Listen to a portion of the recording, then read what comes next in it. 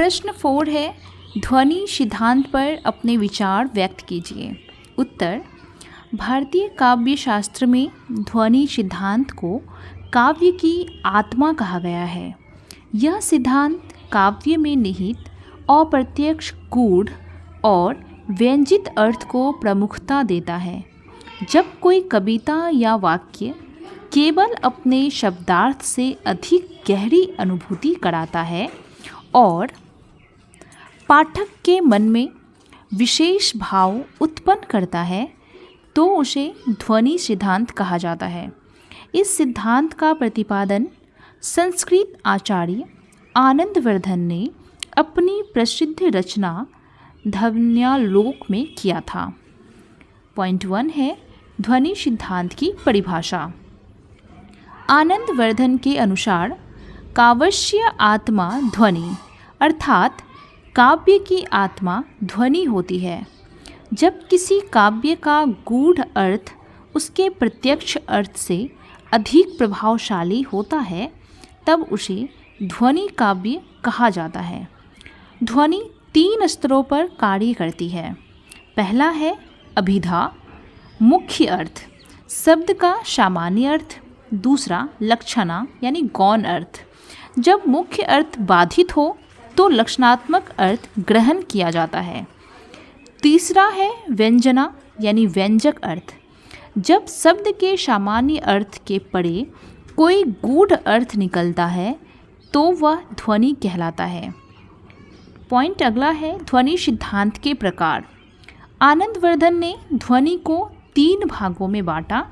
पहला है वस्तु ध्वनि, जब कविता में किसी विशेष वस्तु या विचार का गूढ़ अर्थ प्रकट होता है। उदाहरण, नीलांबर पर चंद्रिका छाई, यह केवल रात का वर्णन नहीं बल्कि शांति का प्रतीक भी है। पॉइंट 2, अलंकार ध्वनि, जब अलंकार अप्रत्यक्ष रूप से अधिक प्रभावशाली होता है। उदाहरण, बिनु जल बाड़ी देखो धरराज, यहाँ बादलों के बिना पानी के गर्जना व्यंग का संकेत करता है। पॉइंट 3 है रस ध्वनि, जब कविता का रस अप्रत्यक्ष रूप से अधिक गहराई से अनुभव किया जाता है। उदाहरण, वर्षत अंबर अधर सुधासम धरणी समानी जाए, यह वर्षा नहीं बल्कि प्रेम का संकेत है। महत्व एवं निष्कर्ष।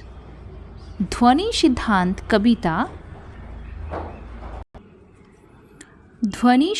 कविता को गहराई और भावनात्मक अपील प्रदान करता है।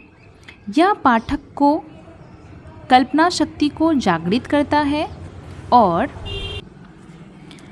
रस को अधिक प्रभावशाली बनाता है। इस सिद्धांत ने भारतीय काव्य शास्त्र को एक नई दिशा दी और यह सिद्ध किया कि काव्य केवल शब्दार्थ तक सीमित नहीं होता बल्कि उसमें गूढ़ अनुभूतियाँ भी समाहित होती है। इसलिए ध्वनि सिद्धांत को काव्य का प्राण तत्व कहा गया है। इसके साथ ही हमारे इस प्रश्न का उत्तर भी यहीं पे समाप्त होता है। मैं आशा करती हूँ कि आपको हमारा प्रश्न उत्तर का श्रृंखला अवश्य पसंद आ रहा होगा। चैनल पे नए हैं तो सब्सक्राइब कर दें। वीडियो पसंद आया हो तो उसे लाइक करना ना भूलें। अपने दोस्तों के साथ इसे शेयर करें ताकि उनकी भी मदद हो सके। इसके अलावा आपका कोई राय, कोई सुझाव और अपना प्यार कमेंट सेक्शन में देना ना भूलें। मिलते हैं अगले वीडियो में, तब तक के लिए धन्यवाद।